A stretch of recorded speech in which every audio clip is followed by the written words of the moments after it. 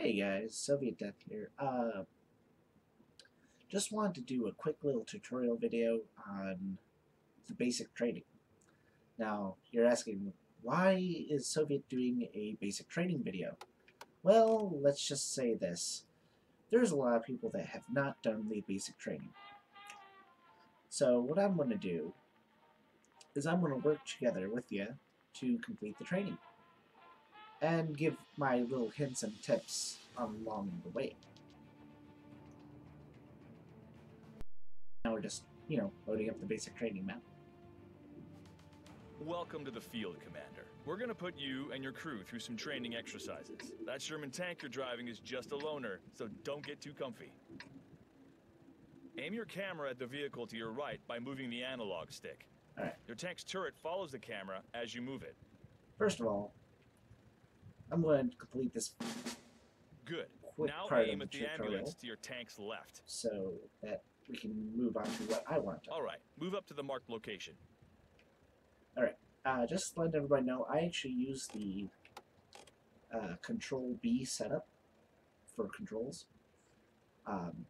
The only difference between Control A, which is your standard setup, and Control B is that instead of having the forward cruise control being pushing down on the left stick, it is actually up and down on the D-pad for forward and reverse cruise control.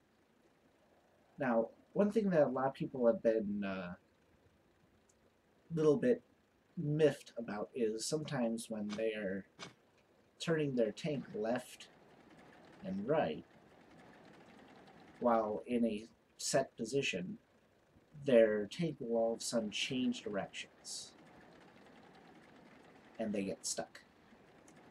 Now what's happening when people are doing that is that they have a little bit of drift in their controller that's actually making it go a little bit backwards when they try to do this. And that's what's happening.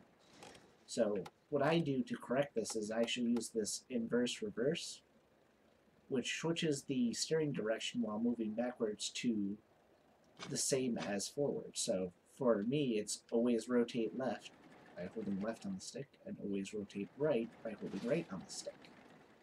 Does not matter if I'm moving forwards or backwards. Of course, right now I did the complete opposite, but you get the point. Now move up to the next location. Remember, you're in a tank. You don't drive around obstacles, you drive through them. Now, another thing that people might notice is that my mini-map in the lower right corner is square.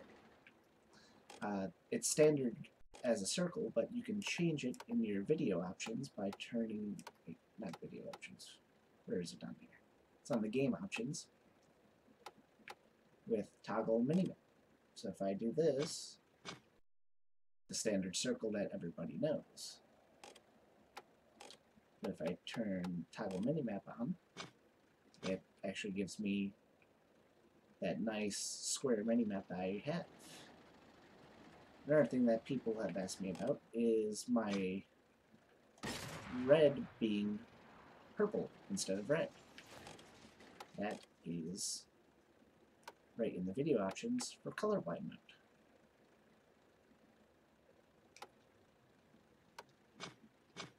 And that's pretty much that. I'm going to continue the tutorial because now the rest of the tutorial is actually pretty self-explanatory if people actually go through it correctly.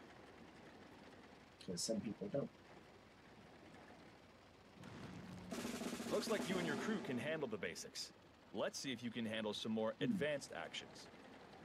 Get your tank to the firing position marked on your mini-map in the bottom right of the screen. You will have to cross a swamp to get there. Difficult terrain like this will reduce your tank speed and maneuverability. Alright, now one thing a lot of people know that you can do is that when you're moving your tank around, you don't have to be moving your turret around. If you hold right button, you can actually move your camera around without moving your turret around. This is just one of those things that's not really covered in a tutorial. I just wanted to cover that. Moving on to the next target. Use the analog stick to aim. Take that enemy out, Commander. For maximum accuracy, wait for your aiming circle to shrink. Target destroyed. That's one for the scrap heap. Head to the next firing position. It's marked on your mini-map in the bottom right of the screen.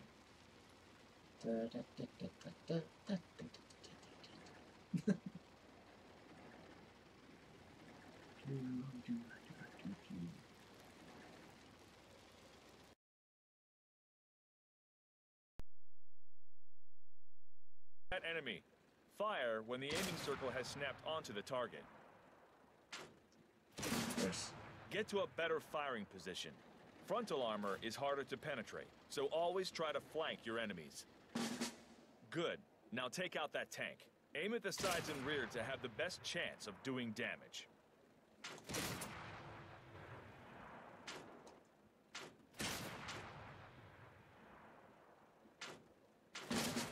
Enable auto-aim and keep moving. Sitting still in battle only makes you an easy target. Enabling auto-aim makes for easier targeting on the move, but auto-aim only works when you aren't in sniper mode. Now, this is one thing that a lot of people actually miss while going through, and that is the auto-aim tutorial. Keep moving and take out that enemy Which is tank. simply Let auto-aim tap do its RB job while as you looking at an maneuver. enemy. And then it'll actually stay locked on to about the middle of their tank. And then you can drive around. And your tank will keep firing. Good at the work, tank. Commander. You reduced that heavily armored tank to a smoldering wreck. You've got one more enemy out there. Move to the marked position to detect him. You can only spot enemies in your view range.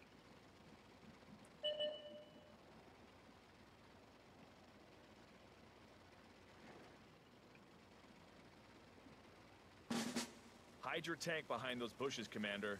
If you stay in the brush and keep still, it will be harder for enemies to detect you.